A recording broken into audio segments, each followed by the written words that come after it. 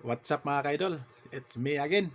At panibagong vlog na naman tayo mga kaidol, no? Panibagong video. Ayan tayo mga kaidol. At i-update lang natin si Maharlika mga kaidol at sobrang tapang ni Maharlika mga kaidol. Oo. At sa hindi pa natin ipakita yung video mga kaidol, sa hindi pa naka-subscribe sa YouTube channel ko, please subscribe sa my YouTube channel and my TikTok. Pakisali na lang po papalo na lang po yung Facebook page ko mga kaidol. Ito mga kaidol, no? Sobrang tapang ni Maharlika. Oo. At naghintay na lang siya mga kaidol na kakasuhan siya mga kaidol. Pero may kaso na yan mga kaidol. Dito sa Pilipinas, sa NBI, may kaso na po si Maharlika. No? At nasa ibang bansa siya, siyempre, iba yung dadampot sa kanya mga kaidol. No? Oo, iba yung dadampot sa kanya mga kaidol. Kasi yung NBI mga kaidol dito sa Pinas, yung NBI nakipag-coordinate sa Interpol. Kaya imposible mga kaidol na Interpol yung magdampot sa kanya at dalhin siya dito sa Pilipinas mga kaidol. At ito mga kaidol, ipakita natin mga kaidol kung gaano katapang si Maharlika mga kaidol. No? Panoorin na yung mga kaidol. Papag-file mo na sila ng kaso. Really? Talaga? Talagang may jurisdiction kayo sa akin, ha? Tingnan natin ang galing nila. Pero huwag kayong mag-alala. Sabi ko, hindi ako takot mamatay. Kung mamatay ako na may purpose, di bongga, kasi naman mamatay kang nag-overdose ka. Oh, di ba? Sobrang tapang ni Maharlika mga kaidol, no? At huwag ka mag-alala Maharlika, no? May kaso ka na dito sa Pilipinas. Nasa NBI ka na. Hawak ka na sa NBI Maharlika, no? Na hindi ka pa nga nahuli, nanginginig ka na, no? Nanginginig ka na sa takot, hindi ka pa nga nahuli. At saka Maharlika, wala ka nang laban dito, Maharlika. Kaya pag hinuhuli ka, sumuko ka na lang. Kasi alam mo kung bakit? Lahat ng mga video mo kay First Lady Lisa Marcos, lahat ng video mo fake news, no? Hindi totoo ang mga binabato mo na video. Oo. Nag-video ka dyan sa ibang bansa, ipi-play mo dito sa Pilipinas, no? Yung sinasabi mo na nahuli si Lisa Marcos sa Amerika, fake news yan mga kaidol. Huwag kayong maniwala ni Maharlika mga kaidol. Oo. Isang kasinungalingan po yan. Fake news. Napakalaking fake news ni Maharlika mga kaidol, no? Oo. At ito na, kung madampot ka man dyan Maharlika sa Interpol, sumuko ka na lang. Kasi wala kang laban.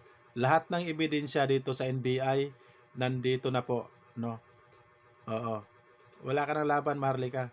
Hindi ka pa nga, ito pa nga, sample pa lang yan, Hindi ka pa nga nahuli, nanginginig ka na, no? Natatakot ka na. Lalo na pag mahuli ka at ipakita lahat ng ebidensya, hahanapan ka ng ebidensya at wala kang maipakita, kulong ka. Huwag ka mag-alala Maharlika, hindi ka naman mamamatay no? Hindi ka mamamatay. Makukulong ka lang. Grabe yung sinasabi mo, mamamatay ka agad. Hindi ka mamamatay. Makukulong ka lang Maharlika, no? Kaya lang nakakahiya, no? Lalong-lalo na sa mga DDS vlogger diyan, no? Kaya habang maaga pa, hindi pa kayo nahuli, mga DDS vlogger, huminto na kayo, no? Huwag niyo nang gayahin si Maharlika.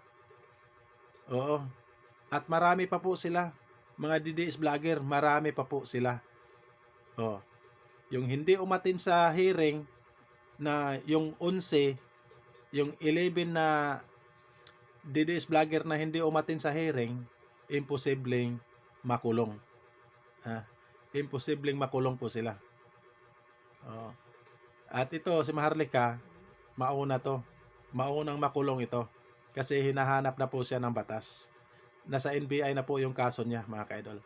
At ito mga kaidol, panoorin po natin mga kaidol, yung buo mga kaidol, panoorin po niyo mga kaidol kung gaano ka-fake news si Maharlika. Kaya kayo mga DDS, huwag niyong gayahin si Maharlika. Habang maaga pa, hanggat hindi pa kayo nahuli, ihinto yun na yan, yung mga fake news nyo mga DDS vlogger. Ito, panoorin nyo. Nagsasagawa na ng case build-up ang NBI laban sa vlogger na si Maharlika kaugnayan ng kanyang mga kontrobersyal na payag sa social media. Balita ko maabante mula kay Andrea Salve. Determinado ang National Bureau of Investigation na masampahan ng reklamo ang vlogger na si Claire Contreras o mas kilala sa bansag na Maharlika sa kanyang social media accounts. Sa Meet the Manila Press News Forum ngayong araw, ibinahagi ni NBI Director Jaime Santiago na nagsasagawa na sila ng case build-up para sa posibleng pagsasampa ng cyber libel o libel charges laban kay Maharlika. Ito ay dahil umano sa pagkakalat nito ng fake news, partikular na ang alegasyong nakadetine sa Los Angeles, California si First Lady Liza Marcos dahil sa pagkakasangkot umano nito sa pagkamatay ng businessman na si Paulo Tantoco. Ani Santiago, kahit nasa Estados Unidos si Maharlika, ay titiyakin nilang sa pagbabalik nito sa bansa ay nakahanda na ang arrest warrant laban dito.